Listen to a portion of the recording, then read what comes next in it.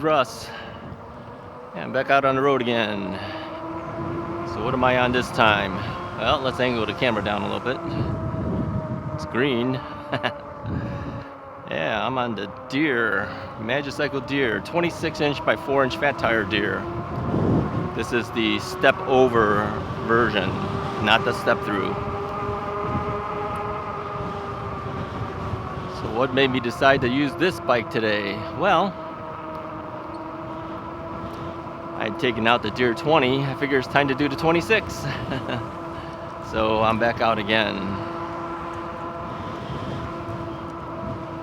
So where are we headed today? Well, I thought I'd head towards Bussy Woods, but I'm not gonna go into Bussy Woods. I didn't take 2 batteries with me on this one. I only took the 1.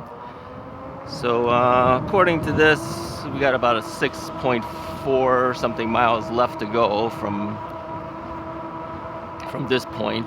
So that should give us about 13 miles plus whatever mileage I've already ridden to get to this point. Should be enough. But the thing is, if I do Bussy Woods, that's about a 12-mile ride around Bussy Woods just to get around there. So that would add a little too much for comfort, and so I figured the best thing to do is probably just let's just head towards there, and we don't have to go in there. We could just turn around and head back then, and we'll have plenty of battery then, hopefully, at that point. Now, let me turn on my blinky light here. Is that on? Oh, I wanted to blink here. There we go. Actually, I have a blinking light in the back too. Here, let me stop for a second. All right, let's get off here. I have a blinking light over here. I know you can't see it for a second. Hold on. Right back there. Can you see that? So that's that doesn't come with the deer. That's an accessory thing that I added on. I got that at the same time when I got this headlight. This is a blinking headlight too. This is made by Entity. I don't remember which website I bought it from. You know, Magicycle gave me a number of lights too, but I have them on other bikes right now. This was available, so I figured, well, let's just use that. So the whole point of these lights is to make me a little bit more visible to cars coming towards me. I know it's blinking against this cable, but it's okay. They can still see parts of it. And then from behind, that they know that I'm there, right? Let's turn here. So I'll take a left over here. There's nobody here anyway. Well, now there's somebody there. But I put the arm out. They know I'm there. I gave him the head nod, and the driver gave me back a head nod. At the next stop sign, The thing is, you know, out in this general area, when we're out in the suburbs, I guess. This is the northwest suburbs of Chicago. A lot of the guys out here, when they're driving, they know there's bike riders out here, and they're kind of used to the fact that the way that we ride.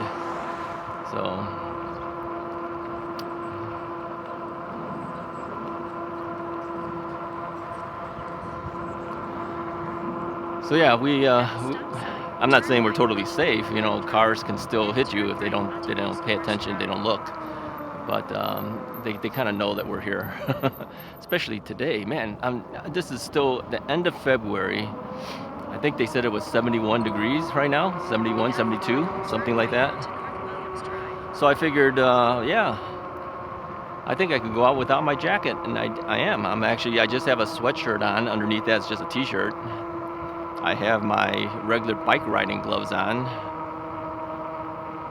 Okay, now that thing says I was doing 16 and 15 miles an hour. According to the Magicycle speedometer, it says I was doing 18. So who do you trust? I tend to trust the radar gun.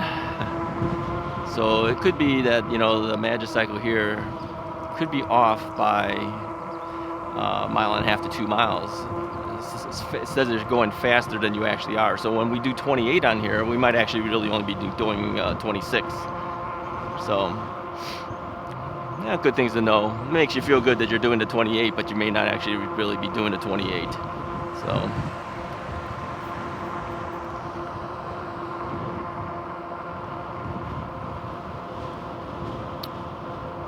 At the stop sign, turn Now this thing is telling me to go certain ways of going. I'm used to going another way. So I think I'm just gonna keep doing it the way I'm used to. All I did is I programmed into Apple Maps and told it where I wanted to go. I usually use Portillo's hot dogs in Rolling Meadows because that's usually where I need to get to, and then I continue on. I hit Bussy Woods. So sometimes it's easier to do that. If you just said I want to go to Bussy Woods, there's so many different entrances to Bussy Woods, it doesn't know which one that you want. So if you can give it an actual location you want to go to, it's easier for the map to find it, right? And then I set it up so it says that I'm taking a bicycle to go there. So it supposedly should pick roads that are a little bit easier for a bike rider to do, so it's not as dangerous for you. Some streets actually have what it says bike routes. Yeah. So I think it looks for those first before it does anything else. And by the way, the road that I'm on here is a shared road. You can see that they paint little emblems of or symbols of bicycles on the road. And people say, how come you're not in this lane? This is actually not a lane, okay? This is for them to park their cars. But since everyone's at work, nobody's parked here, I'm using it as a lane. But it's not a bike lane. If the cars are parked here, I'd be on the road with the rest of the cars. That's why they have that symbol on the street.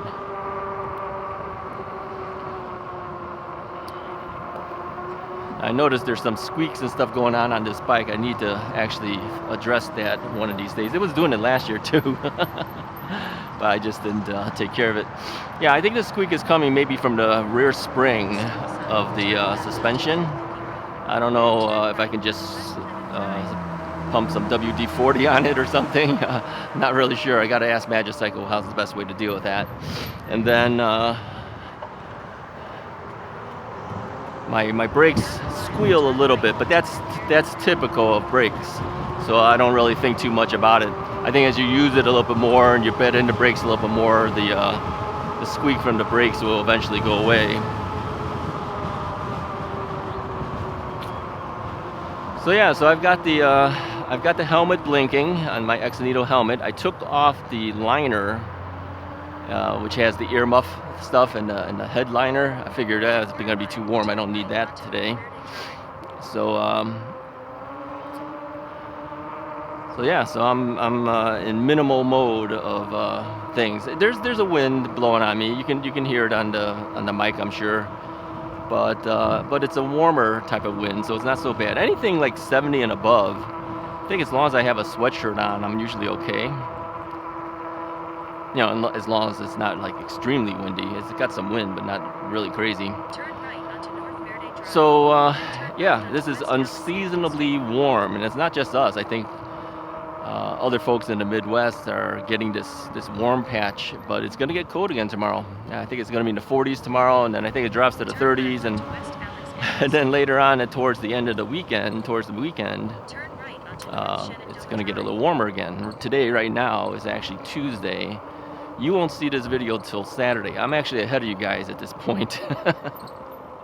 Had some videos already recorded. So we'll put those out again on Tuesday, Thursdays, and Saturdays. So this one will be Saturday's video. Now sometimes things happen, if I'm too far in advance, if things happen I want to tell you, by the time you hear it, you're behind by several days. I kind of hate that. But I have to take advantage of the rides when I can take advantage of the rides. And I want to put them out there so that you guys can see the rides too. So it's live on well, not live, but I'm not like voiceovering it, I'm out here riding and talking at the same time.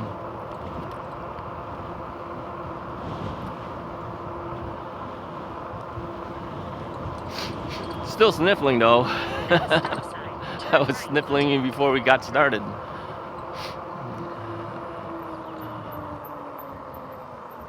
Alright, so let's go ahead and turn here. In half a mile, turn left onto the shared path.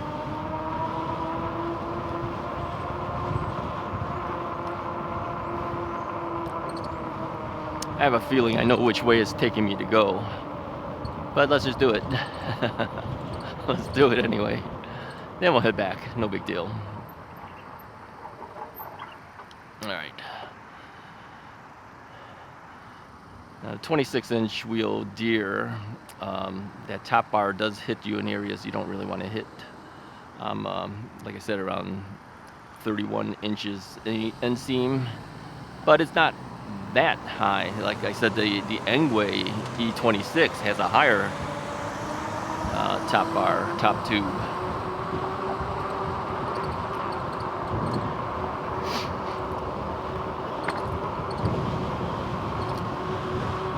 Yeah, you get used to it though, you know. You hop off, you kind of put your foot down on one side and angle the bike a little bit, you're fine.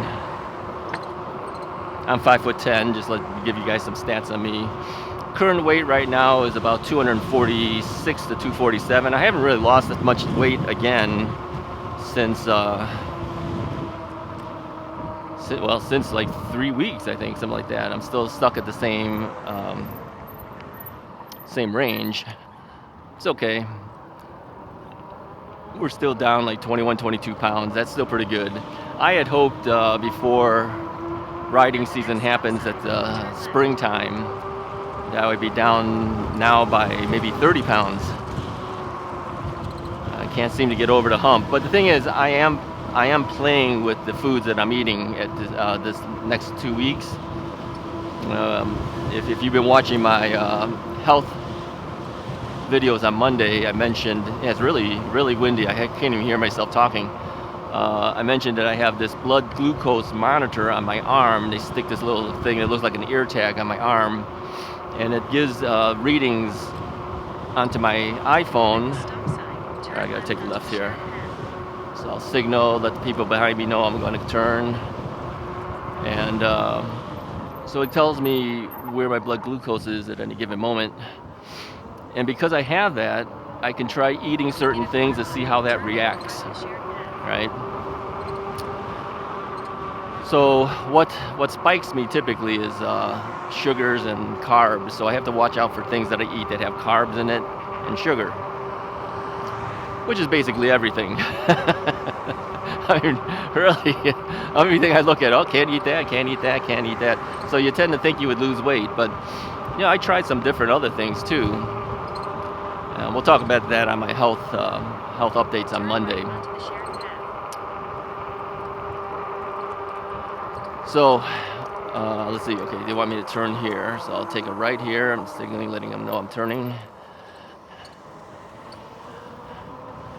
In a quarter mile, turn left onto the shared path.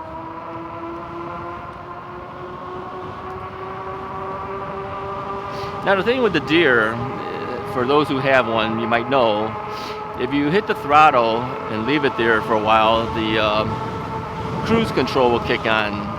But it also has the ability to kind of to keep going. Like if you throttle up from a dead stop or from almost dead stop, it'll start going and keep accelerating for you. So you have to kind of be aware of that and be careful of that.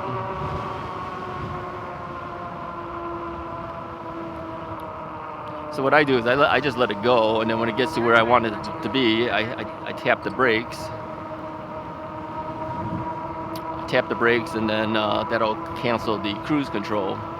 So it gets you moving quicker. The only thing that that's going to do is, and of course I've been throttling quite a bit today. It's going to eat into your battery. So right now we're down to 79% battery power. All right, it says I need to turn here, so I'm going to take a left turn. Turn right onto North Walnut Avenue. Yeah, so it's been a while since I've been down this direction, but I recognize being down here. I've done it before in the past. 2 miles, turn left onto the road.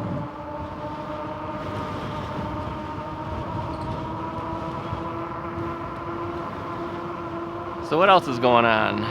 Well, I've been keeping track of the various news things about e-bikes and all the regulations we've been talking about this whole last 2 weeks or so now. And some of you guys have been sending me notices too that they said that it sounds like New Jersey is going to adopt that regulation. I keep going here. They're gonna adopt that regulation where they may require licensing and also insurance. We'll see if it actually happens, but they said it's heading in that direction. We'll see.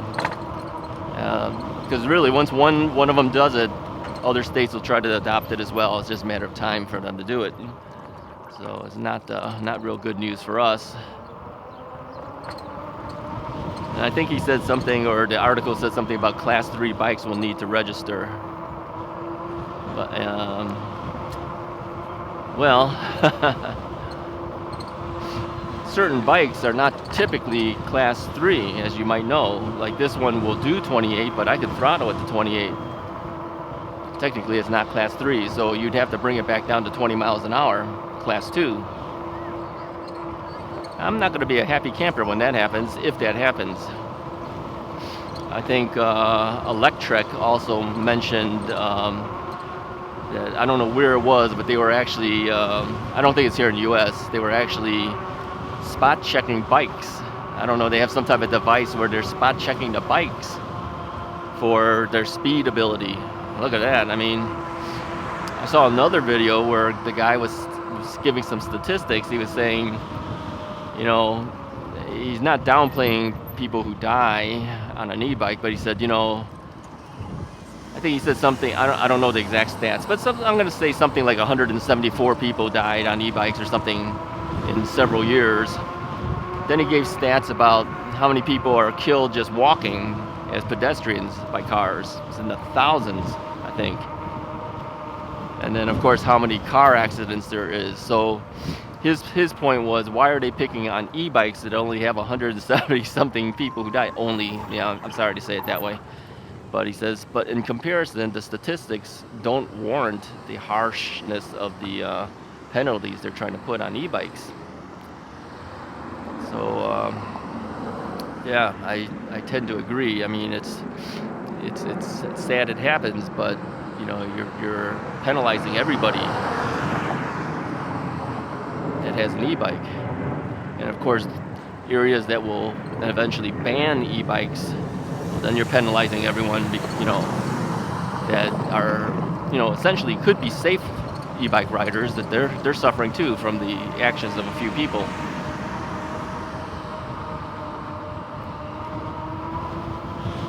Oh well, what can I say? Oh, and the other video that I put out on Tuesday, reading some of your comments, many of you guys tend to agree that having some type of education for the kids is a good idea. I think most of us probably would feel that. You know, I mean, why would anyone think, no, don't educate anybody, let them ride anything they want to do? I mean, who would do that?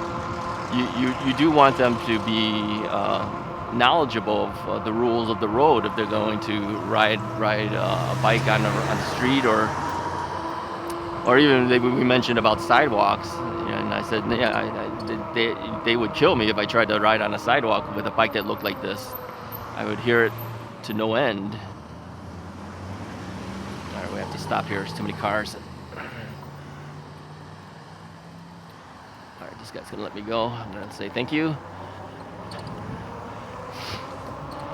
Yeah, the thing is, you know, some cars, they see there's a bike, they'll let you go. They don't want to hit you by accident. They don't want to be in that accident any much more than you want to be in it. So to be safe, they'll say, let the bike guy go, even though he takes a little longer, let him go and get him out of there. So I don't know how it is in your area, but a lot of guys around here will do that. They'll let you go. And what I usually will do too is I will hand signal them as a thank you, so that they know I'm planning on going, okay? If you don't signal anything to them, how are they to know they should go or you should go? So, yeah, keep your own self safe. Let them know, right? I'm hoping that this GoPro is angled well enough for you guys. Again, like I said, I can't really tell, it's on the chest, so it is what it is.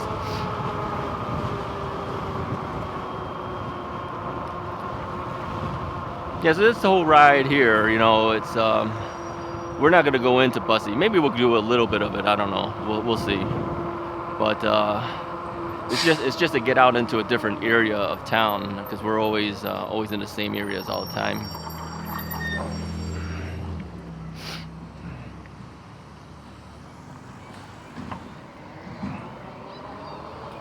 It's garbage day, so as you see, the garbage trucks are out, recycling trucks are out. This is the recycling guy. I can hear the bottles, so I know it's recycling. Yeah, everyone has a different day, of course. They can't hit everything in one day, so depending where you live, it's either your day for garbage pickup or it's not, but we bring out our own. I don't know how it is in your area, but we have a separate bin for garbage, separate bin for recycling. And they have wheels on it, so you just wheel it to the curb, they do their pickup, you wheel it back. Now in some areas of Chicago, you know, they have alleyways. I remember as I was growing up, as a kid, we had an alley, and you know, garbage guys would just come by to pick it up because your garbage cans are right next to the alley, so you don't have to wheel anything. But on the suburbs, you got to wheel it out. Okay. All right, what's it say? 0.3 more miles, then I turn. We got 2.3 more miles to get to Portillo's. Yeah, I can't even do a hot dog. How do you like that? Well, actually, I could. I could do a hot dog. Okay, it says 17, and I'm 19.4. 19, it says. So my speed 17. My speed on the speedometer on the bike says 19. So we're off by 2 miles. So when I say I'm doing 28, I'm probably doing really only 26. So that's about the maximum speed I can get on here. Oh, somebody asked me too, can I feel the difference of being 20 pounds lighter? Okay, I'm going to turn here because I know that if I turn here, I can avoid a section of that road. Turn right onto South Walnut Avenue. Turn here. Yeah, I can tell it. Being 20 pounds lighter, I can tell it's a little bit easier for the bikes. Oh, a couple of you guys asked too.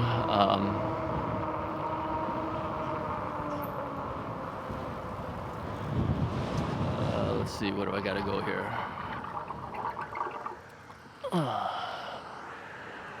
According to this, go there to Central Road. I don't know if can I just go straight through? I think I can just go straight through. Let me go straight through. Let's see what happens. I'm talking to myself. At the next stop sign, turn right.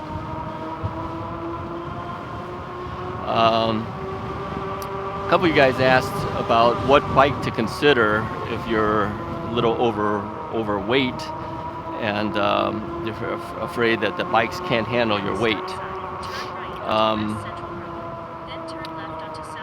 Yeah, this one tells you, this is the one that says you got to use the sidewalk over here. So we will do the sidewalk because we're allowed to do it.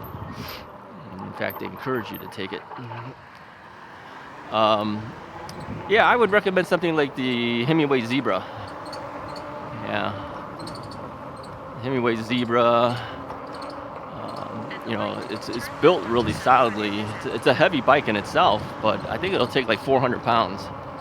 So if you're in the 300s, yeah, the Zebra will handle you. Don't worry about it. Okay, I'm gonna cross here. And then we're gonna move over here. Yeah, we do this all the time. I'm used to it. Well, we'll push the button. You push the button, they'll give you a signal, supposedly. So yeah, try the Himiway Zebra. Other bikes will do it too. I think the Deer might actually be able to go that high too. I'm not sure of the exact weight limitations of the Deer, but it's built pretty strong. So yeah, check the manufacturers. Just look under the specifications on the websites, and it'll tell you what the maximum weights are. But it used to be that many of the bikes had weight limitations like 265 pounds. So I was always like right on the edge of like it's the maximum limit of many of the bikes I was reviewing.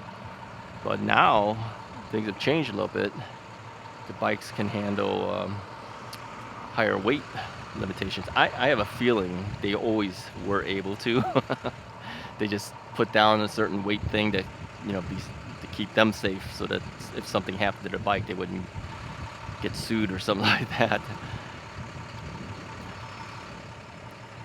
But yeah, take a look. There's a lot of bikes now that can handle higher weights.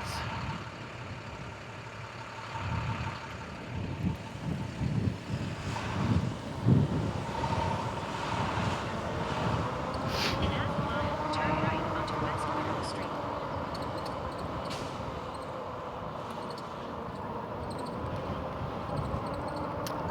Now, an interesting thing too, I mentioned that the throttle on the deer can get away from you, right? It can just kind of keep going. If that happens and you hit the brakes, then you need to re-throttle up.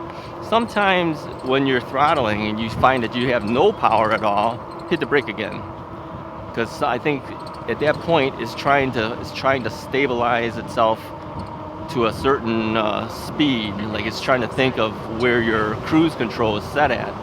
Well, you have to cancel that cruise control to get back to a new throttling ability. All right, so if you ever feel like, hey, I'm not getting any power, just tap the brake, start throttling again, you should be fine.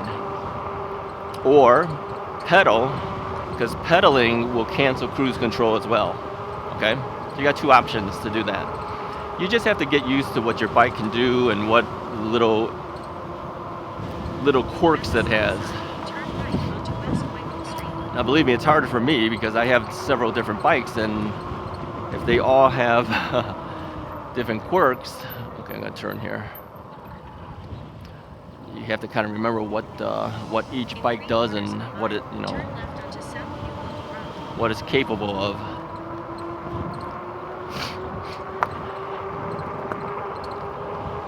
So we're at about 64% right now. So really, if I went all the way there and tried to do Bussy Woods, I probably would run out of power. I think what happens is like I said before, is that many of the batteries have to kind of get restarted up again for the season, because they've been sitting idle for a while, and then you charge it up and then you expect it to do perfectly the exact same thing as last season, and I don't think that happens. I think it takes a couple of rides for the battery to kind of like prep itself. And then it'll probably get back to where it was.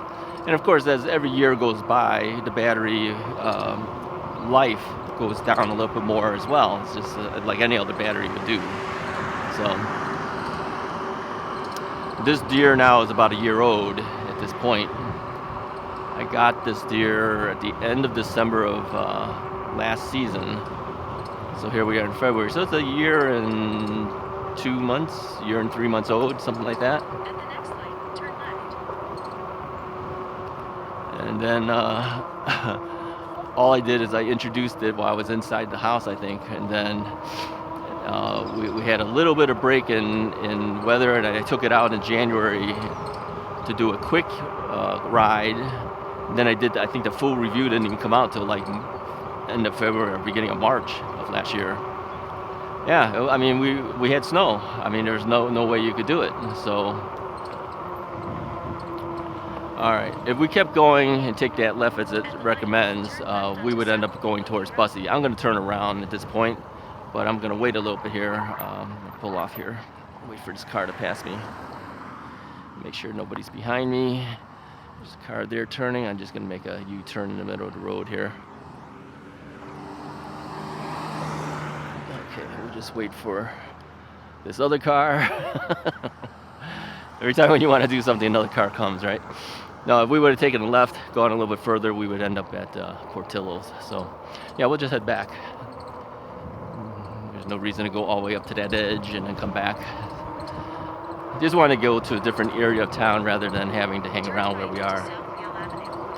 Yeah, can you guys hear that squeaking? Yeah, that's the rear section of the bike. But I kept thinking too, like I said, it could be the Squeaking because of the rack, because I hear the rack rattling well back there too. I think I have to tighten those up. So anyway, whatever. In 800 feet, turn right onto South Patton Avenue. That guy's on an e-bike. Don't know what kind it was. Looked like some type of commuter bike.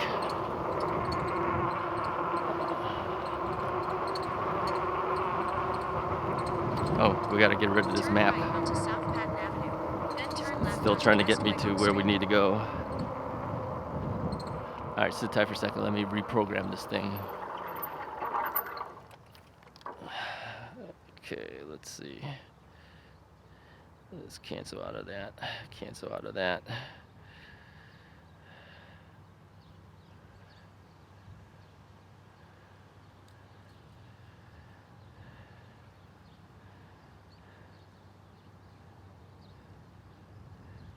Starting route to home. All right, so what I did is I reprogrammed myself. Proceed to the route. So we head back towards our general area again. So we are back on the road again. Yeah, it squeaks quite a bit. I'm gonna have to ask Magicycle what I should do about that. It could be the rack, like I said, because every time I hear a bump, I hear the rack kind of rattle as well. Maybe it's not tight or something. I have no idea. In a quarter mile, turn left onto South Ridge Avenue. Because as I hop on the bike,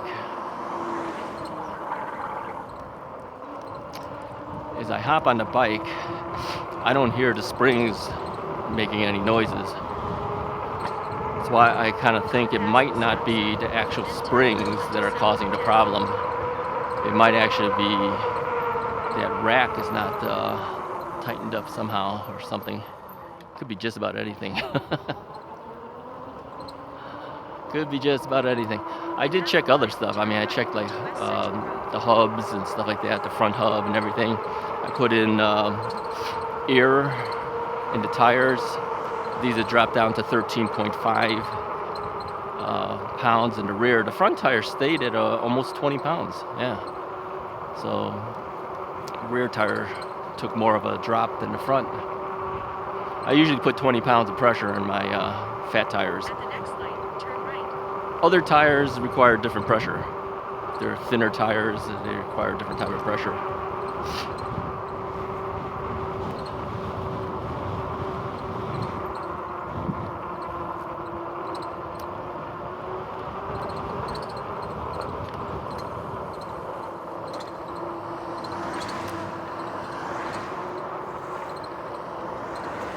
It's like birds. You can hear that squeaking. Yeah, something's got to be loose. I don't think it's the springs. I don't think it's the rear suspension. I really don't. It's got to be something else. Right, over here, I need to hit the button because I can't trigger the light thing. So you hit the button, that way it tells the light that there's somebody here. We want to cross.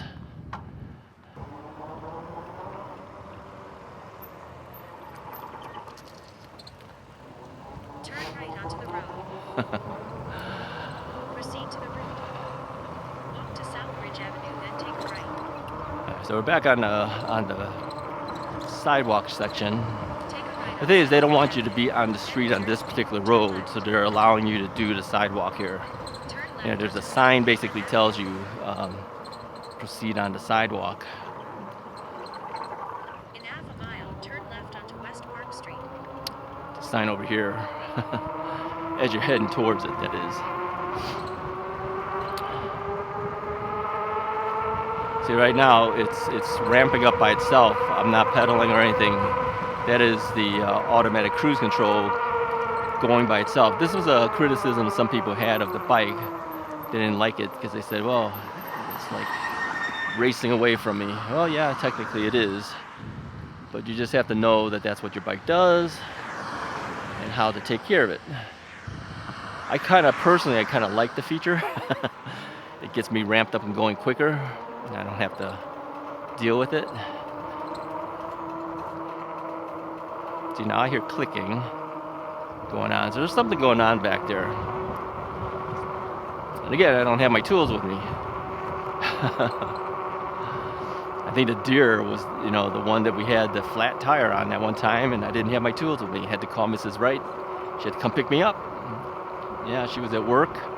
Luckily, it was during her lunch break time, so she was able to hop in the car, drive all the way to where I was, pick me up, drop me off, and head back to work and make it back in time.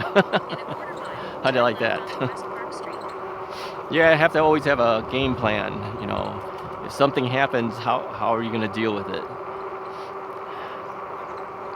So, but those are legitimate concerns, you know. I've always said too, if you were in the middle of the forest preserve and you called your wife and says, hey, come get me, they can't get you. The car can't get into where the forest preserve is. See what I'm saying? You have to get out of the forest preserve to where the car will be to pick you up. So yeah, that's always something you have to think about.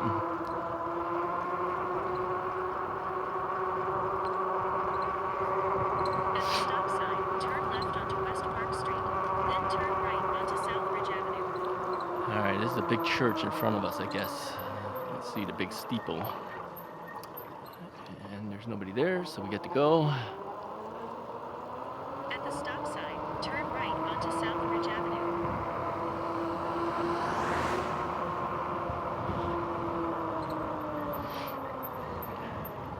Yeah, people have asked me before, what kind of map system do you use? About 1.5 miles, turn left onto I used to West use a Park thing Street. called Bike Map as an app, but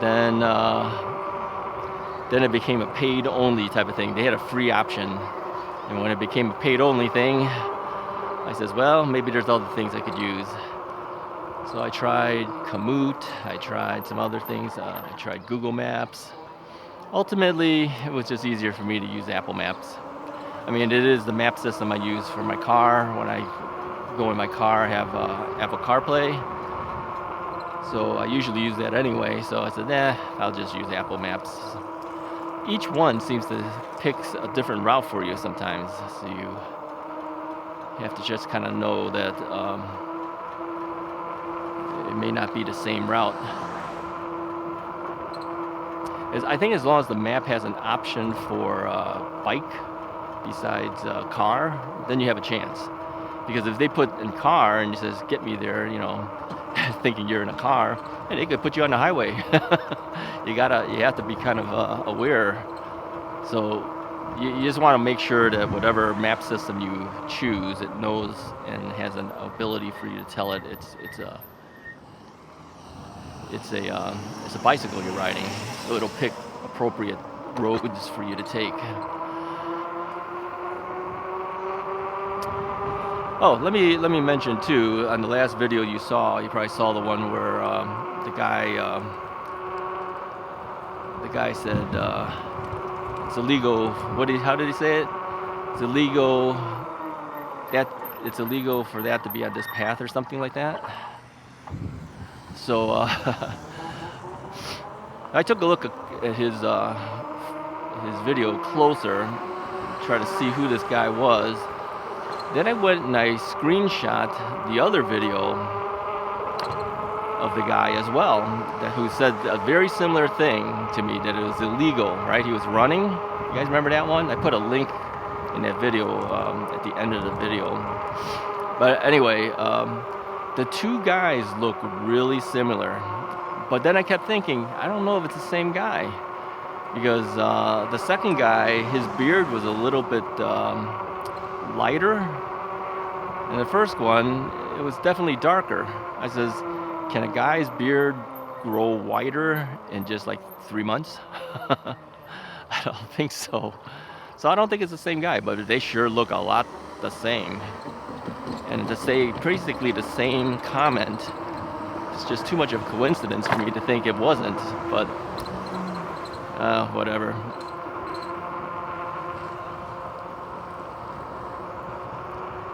You know, it's because of comments like that makes me feel like I don't really want to take any of these bike paths anymore. I really don't. I don't seem to get as much of those type of comments if I'm on the street I mean, the only thing you're gonna get if you're on the street is somebody yelling out, "Hey, cheater!" You know. But they're not gonna say something like, "You can't ride that bike on the street." But they will say that on bike paths and forest preserve paths and stuff like that. So, yeah, after a while it gets kind of tiring. It kind of takes the fun out of riding your bike. So, but like I said before, if you get a comment, make sure you put that comment in the next video you see of me. It doesn't matter if it doesn't pertain to the video that we're seeing. Just put it down. I always like to see, you know, what people are saying to us when we're out there riding. Some of you guys have had the comments, I know. You've told me before, but yeah, put it down there. I think we all like to see it. I mean, I'm telling you some of the stuff I ban, so if I'm telling you banned comments, you could at least tell me what these guys say to you guys. Got to have a sense of humor, but like I said, it does kind of wear on you after a while when so many people say it to you, to the point where, you know, they're taking the fun out of it for you. And once the regulations come down, if it happens, that'll be even worse. Then they'll all jump in and tell you you're wrong and doing stuff like that. But Russ is never wrong. I told you guys that. Okay, I'm just kidding. Russ can sometimes be mistaken, but he's never wrong. I told you. And I told you how the name came about. It was only because I needed a name for the channel, and it kind of rang well with, you know, how many words can you use an R? Russ is what? Russ what? You know, I'm thinking, what can I say? So yeah, it became Russ is Right. But that choice, of course, everyone always says you're wrong, but Russ is never wrong. I told you guys that. I don't know, but I think the first time somebody said that Russ is wrong, Russ is never wrong. I told you guys that. I said Russ is never wrong. I told you guys that, and that became the little catchphrase that I say every time I find myself saying something like that. Catch myself. Some of you guys say that too now. Russ is never wrong. You gotta have a sense of humor. Stop sign, turn left onto West Autumn Street, then turn right onto the shared path. Hey, they're building a house over here.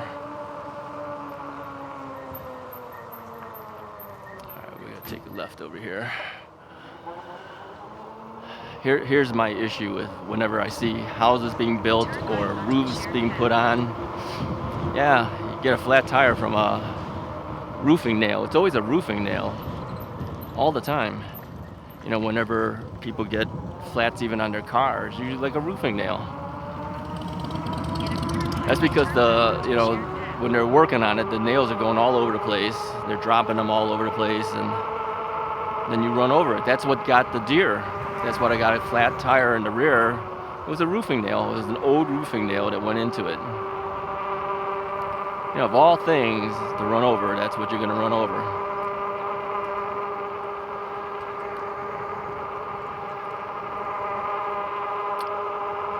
All right, let's see. I got to take a left over here.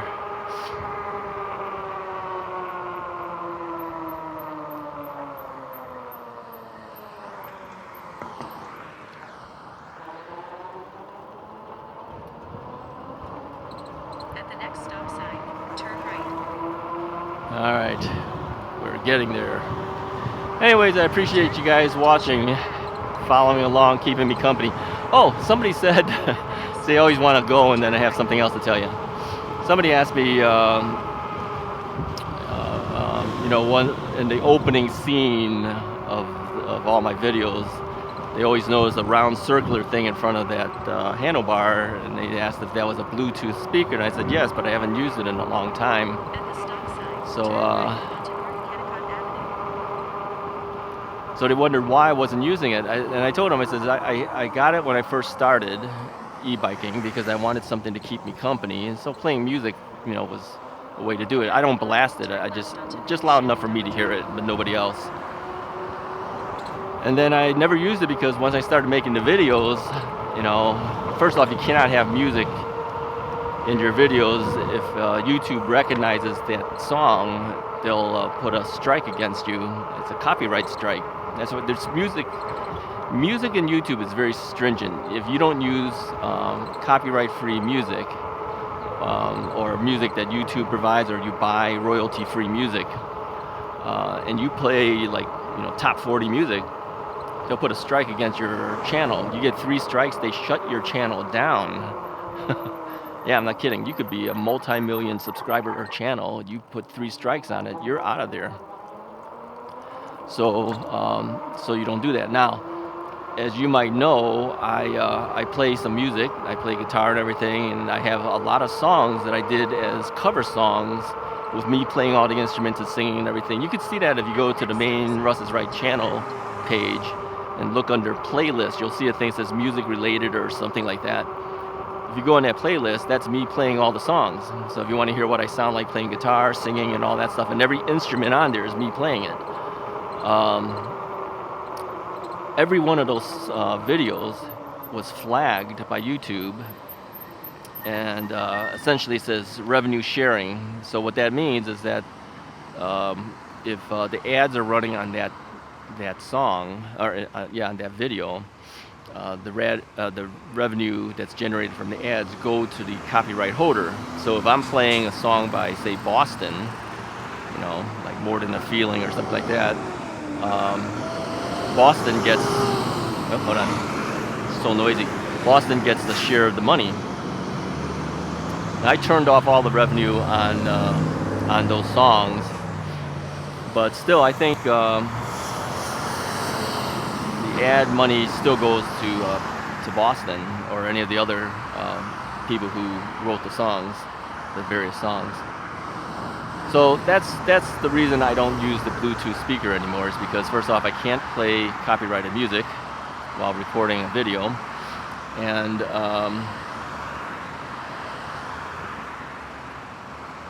because I'm talking, I don't want the music in the background as I'm just going through my videos and stuff. So that's the reason. But it's that scene where you see me, where the Russ is Right logo comes up. That was recorded a long time ago, and so it's the Rad Rover 5 that I'm riding in there, and of course you see the Bluetooth speaker on there because that's what it had on there at the time. Nowadays you don't see that speaker anywhere because I don't actually have it on any of the bikes right now. All right, that's all I had to say for you guys. Wanted to bring that up before I forgot to say it. Hey, if you like this video, go ahead and hit the like button, hit the subscribe button if you haven't already done so. I'll talk to you guys next time.